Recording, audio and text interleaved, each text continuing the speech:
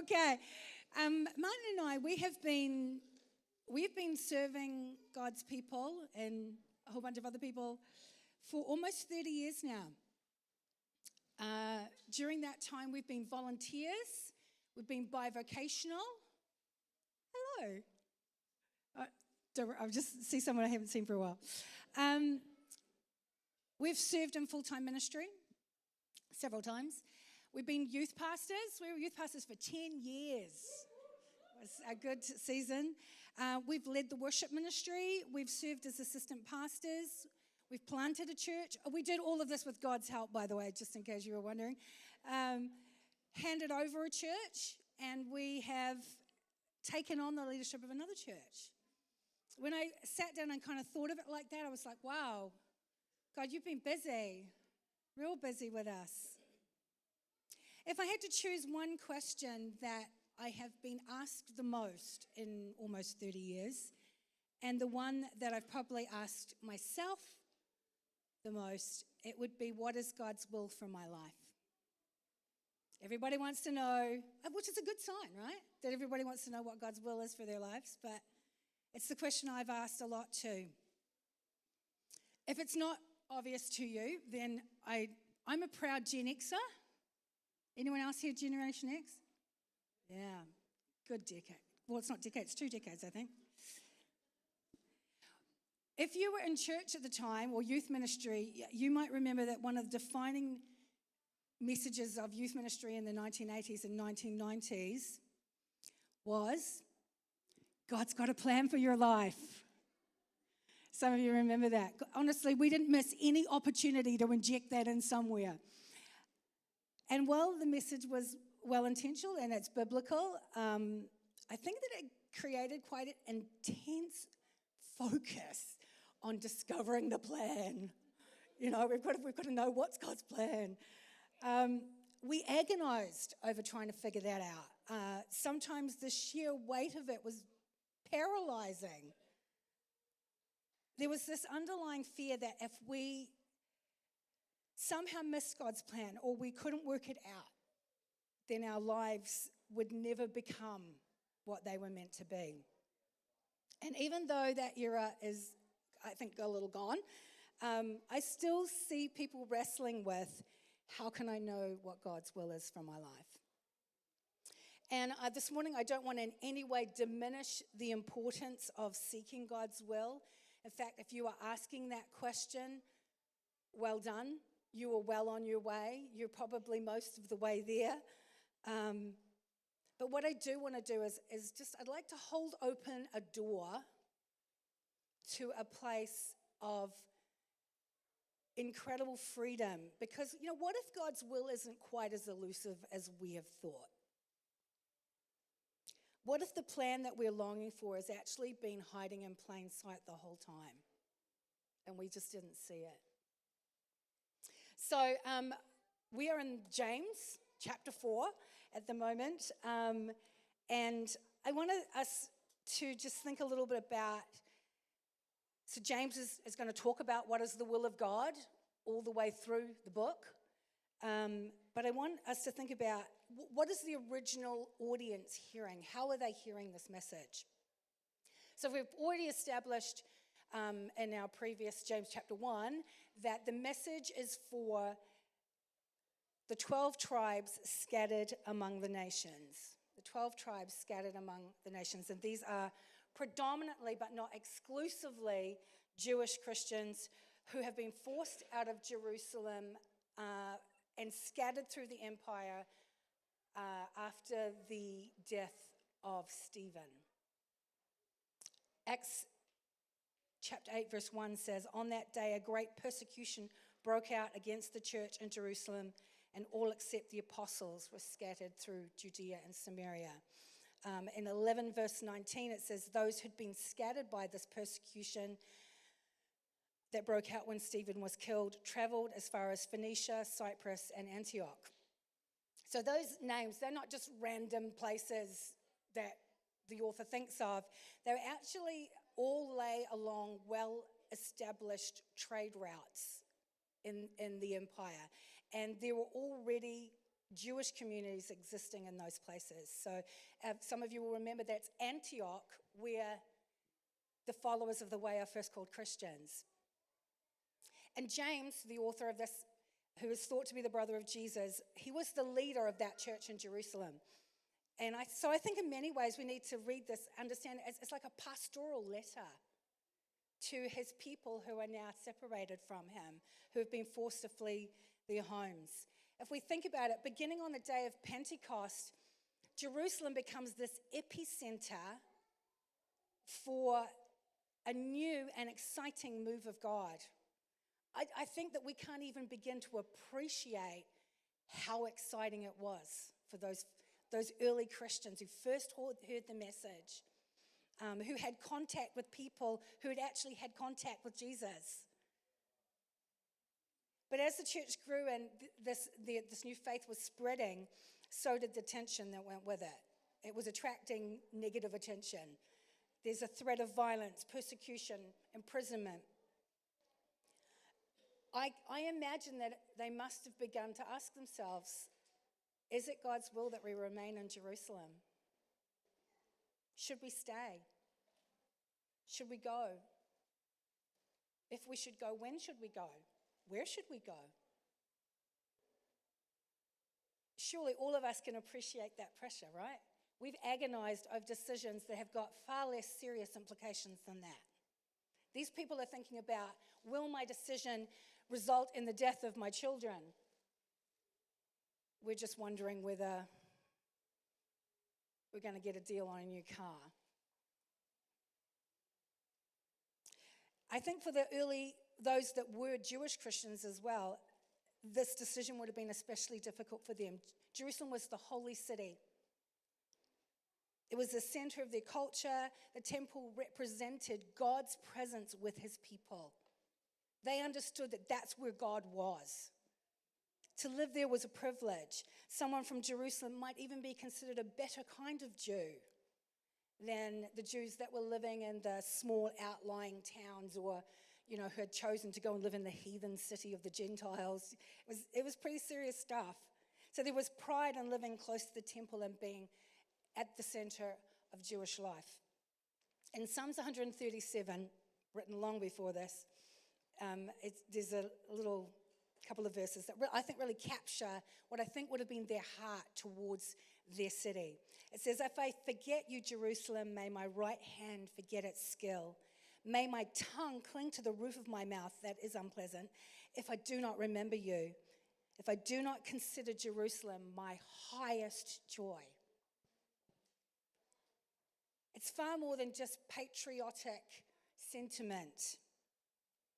For them to consider abandoning Jerusalem would have felt like abandoning God. We're going to leave him behind because that's where he lives. There would have been an assumption amongst them that the highest adherence to God's will was to dwell in the city where God's presence resided. Now, obviously, it's clear from the letter's opening that most of them left. Whether they did that by choice or by necessity, they are now separated from all the things that kind of shaped their identity and gave them security. So here they are, scattered in the nations, trying to rebuild their lives in places they're not familiar with, facing hardship and uncertainty. How many of us have been there? I look at some of my brothers and sisters who've come to this nation.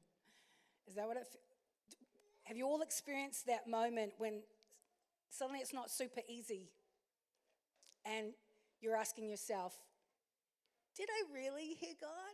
Was this really God's will? Suddenly it seems like maybe the struggles are evident we've done the wrong thing. We start thinking, should I go back? Should I undo my decision? So this is exactly the kind of situation that James is speaking into.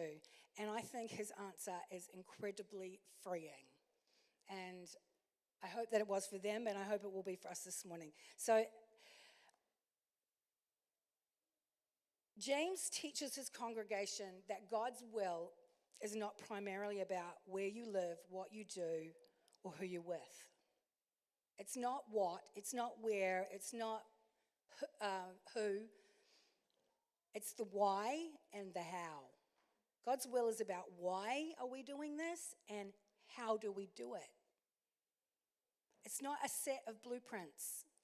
If you're looking for God's plans, like, those kinds of plans, you're not going to find them, because God's will is more like a building code. He's not so concerned about what you build as he is about how you build it. He's not looking for what you build. We get so consumed with that. When really, sometimes I feel like God is in heaven saying, like I do with when my children were little and they were playing with Lego, I'd say, show me what you can build. I want to see what you're going to make of this. I feel like God is in heaven doing the same thing to us sometimes. How you build is super important, but what you build, he's just waiting to see what you're going to do. I think the church has been slow in learning this lesson when I think back over some of the years that I've been in church. For a long time, we measured faith with external things. Where we are. It was nowhere more holy than this building. And we kind of not specifically saying, but implying that somehow your home where you serve God, your workplace it's not quite as sacred as this space. Who we associate with.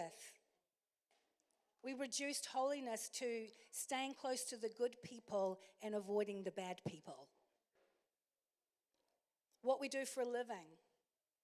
I grew up in an era where church ministry was the highest vocational calling that anyone could aspire to. Those are just the who, the what, the where. They're not the how. We implied that God's will was a hidden plan about the specifics of our lives that we had to discover. But what James wants to show us is that not all of God's will for your life is hidden. In fact, much of it, most of it, he has already revealed to you. It's been sitting in plain sight all along.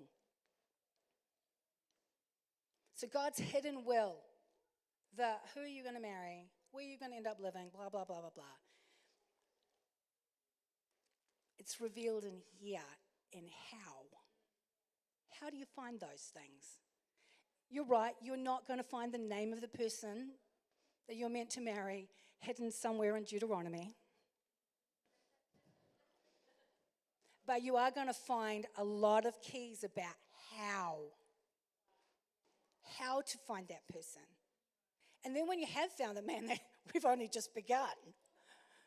Then we're going to need to learn how to work together, how to love one another. And so this is why this book is so thick, because we're probably a little bit slow. Sorry. I'm just not ready to let my Bible go yet, and it is falling apart. So God's hidden will is revealed in the scriptures. He has already shown us. He wants his people to be humble rather than proud, merciful rather than judgmental, peacemakers rather than quarrelsome, generous instead of selfish, and wholly devoted to him instead of in love with the world. So he doesn't specifically answer all our questions about the career we should choose, etc., but he shows us how to live wherever and whatever we're doing. So that's why God's will is more like a building code than a blueprint. A blueprint tells you exactly where every wall and window goes. And as I understand it these days, if you can't deviate that without adjusting the plans. But a building code tells you the standard to which every part of the building must be built. So whether you are, have we got any builders here today? No builders.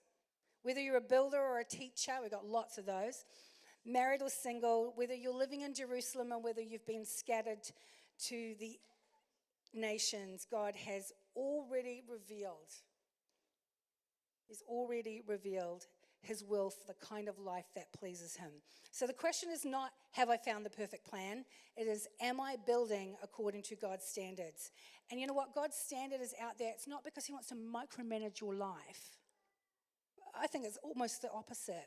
You know why he's got a building code? Because the storms always come.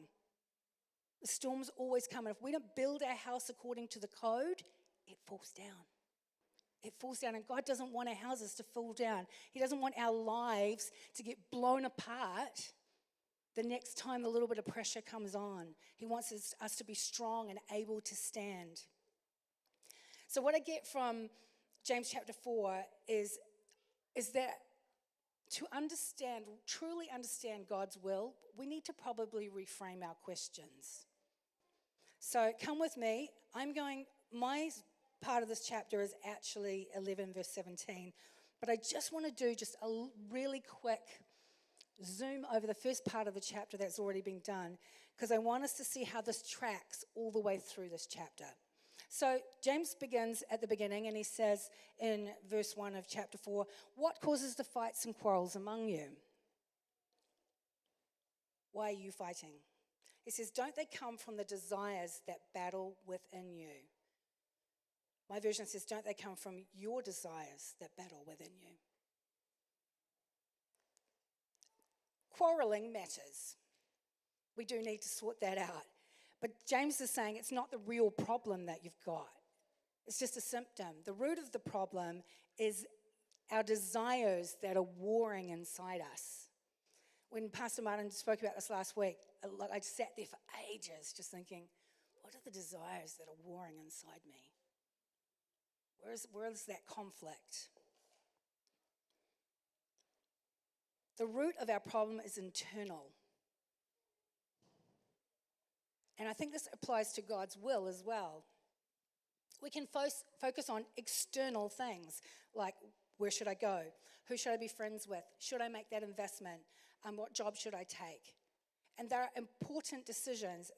Yes, you do need to think about them carefully and make good decisions. But actually, what really counts is the desire that's within.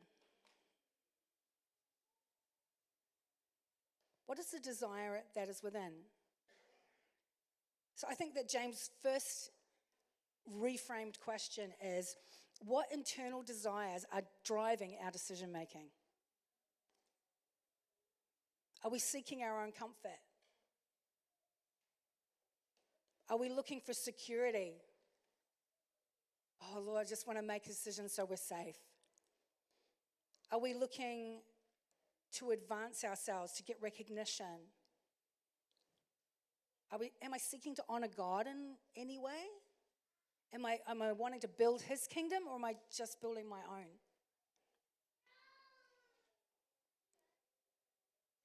I think what James wants us to see is that it's what's on the inside that kind of makes the difference. It's about your heart's posture. Are you humble? Are you submitted to God? Are you eager to do his will? Because what happens is when our internal desires are aligned to God, all of our decisions start to flow from that, right? So the pressure that we feel to make the right choice can dissipate when I know God's heart. I know what he wants. I know his desires. I know the things that are important to him. Because of that, I can use my initiative. I can be creative in the decisions that I make with my life, because it's not about finding the exact right thing. It's about flowing with his heart. And when I do that, I don't need to stress. Because I'm just like, you know what, Lord, if I've headed off in slightly the wrong direction, then I just know my heart is close to you. You'll just tell me. You'll just realign me. God's grace is incredible. Think about the times when you already know you've made the wrong choice, and he graciously steps in time and reroutes you. So good. I think if I was in charge, I'd be like, well, it's your own fault. You got yourself in that mess. I'm not going to help you. But you're all thankful I'm not God. I am working on, I know his heart, so I'm trying not to be that way. So in verses 4 and 5, he starts out in 4. You adulterous people, don't you know that friendship with the world means enmity against God?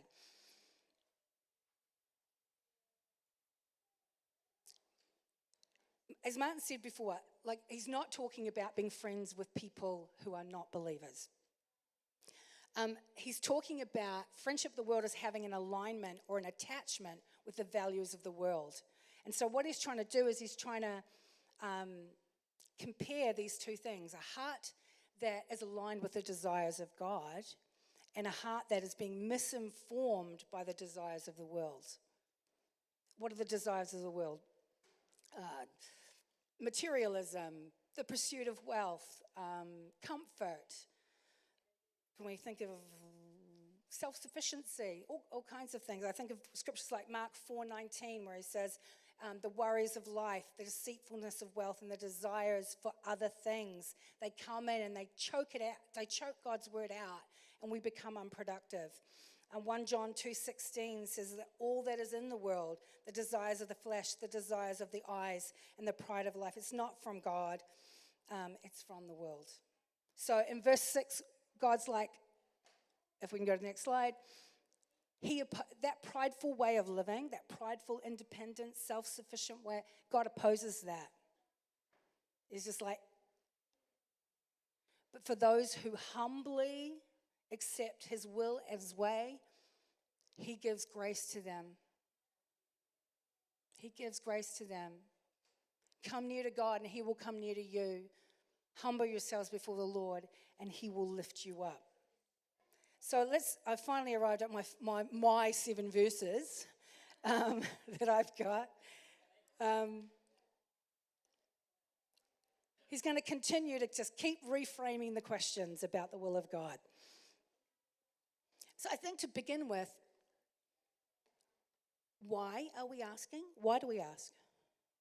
When we ask God, what is your will for our life? Why are we asking that question? Are we looking for his answer to be part of just like a wider selection process that we're doing with options from what do I want from my life? What do my parents want for my life? What does the world tell me that my life should be? And we're just going to include it in that and then choose the best option.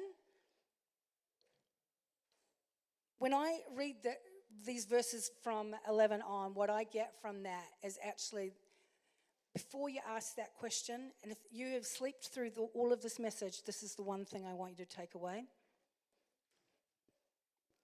The most important question you need to ask before you ask God what his will is for your life is, do I recognize God's authority over my life?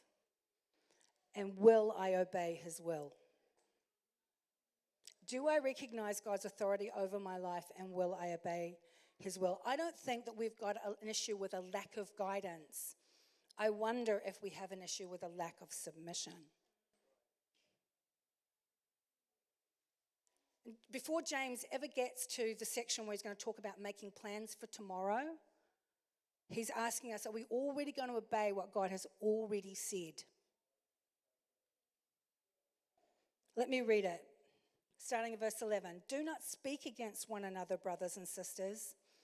The one who speaks against a brother or sister judges his brother or sister and speaks against the law and judges the law.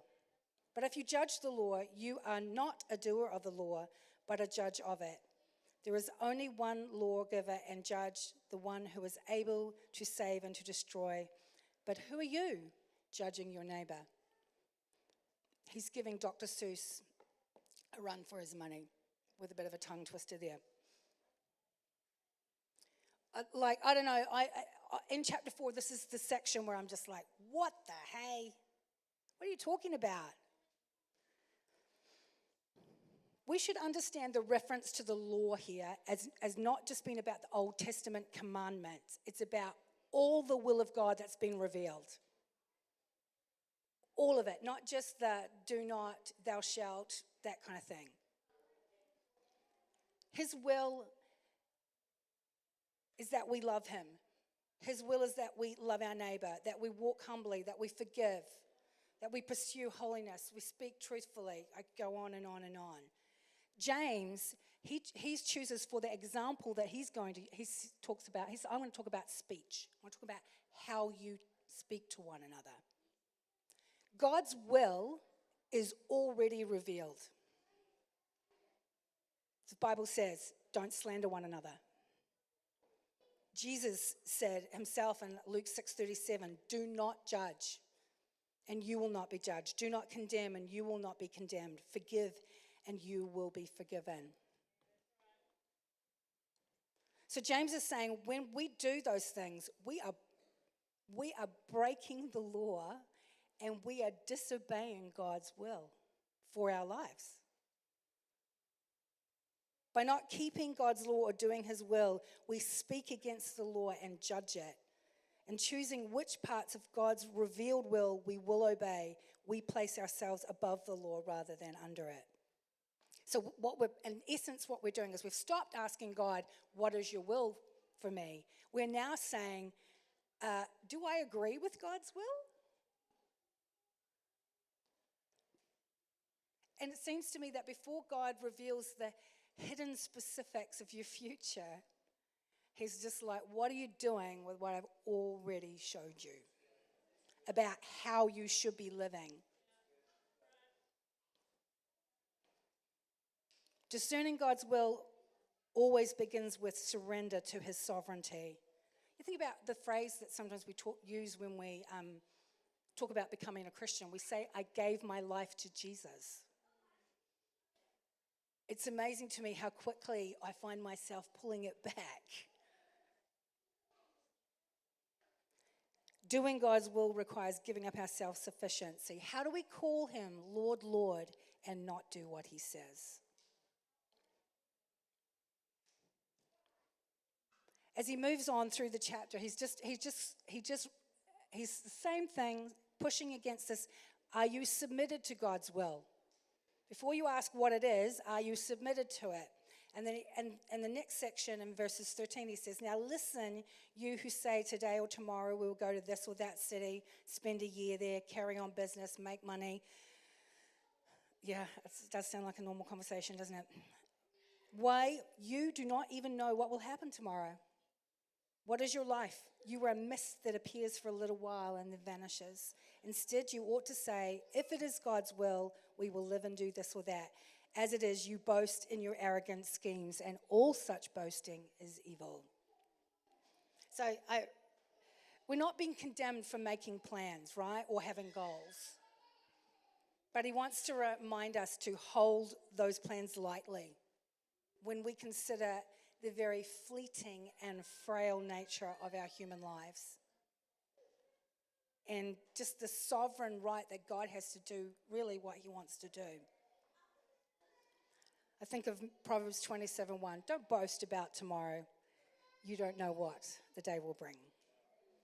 Proverbs 16:9. A man's mind plans his way as he journeys through life, but it's the Lord who directs his steps and establishes them. Can I have the team come? When I think back to my youth group years,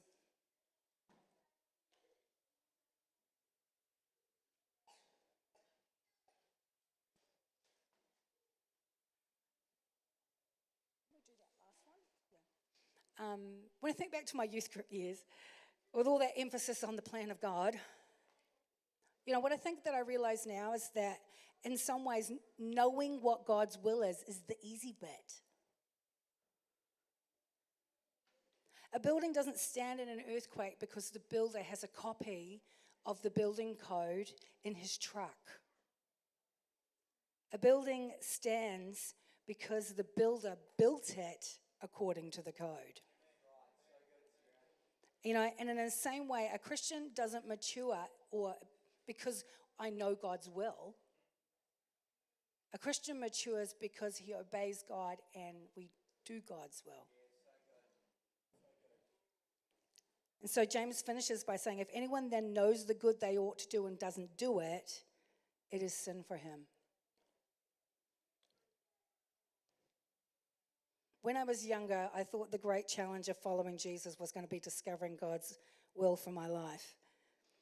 You can imagine the great plans I had envisaged for myself. And when I look back, the greatest challenge has not been deciding where I should live.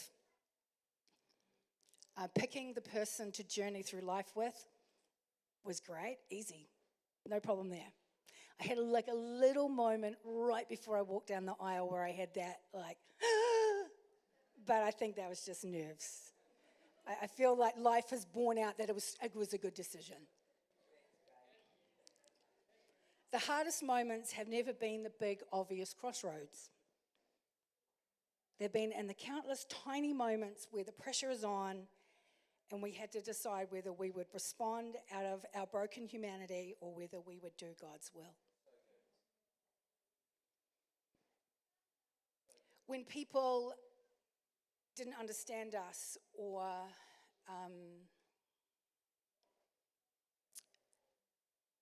treated us unfairly, were we going to humble ourselves according to God's will, or were we going to come out fighting and defend ourselves? When people hurt us, when people used us, would we forgive because that was what God's will is, or would we hold on to that and be offended? When our plans for our life looked like they were going up in flames, would we trust God according to his will, or would we think, okay, his plan's not working, we need to step in and help him? When we were frustrated and angry with people, would we speak life because that's God's will, or would we speak out against people? And you know what's amazed me in all this? This is not our formula. I'm bearing witness to what God has done in our lives. It was in those kinds of times that's where the doors to the hidden will of God miraculously appeared in front of us. It was a miracle. Didn't see any of that coming. As we have tried, and we have not always succeeded, to obey what he has already made clear of the way that we are to live, he has faithfully guided us into what we couldn't yet see. I don't know that I remember any moments where God downloaded a blueprint.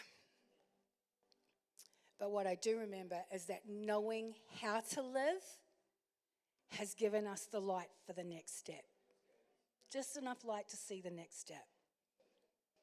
So I don't want to leave us this morning. I don't want anyone to leave here this morning thinking, what is that tiny piece of the will of God for my life that God has hidden from me, that I can't figure out, that is holding me back? It's holding me back from having the life I'm supposed to have. You know what? That's not the case. I want us to leave here this morning saying, God, what is it of your will that you have revealed to me that I can do today? That I can choose to do today? We don't need to know the way all the way to the end. I actually think we should be thankful we don't. I think that would be boring. If you could see your way all the way to the end. We just need enough light for the next step.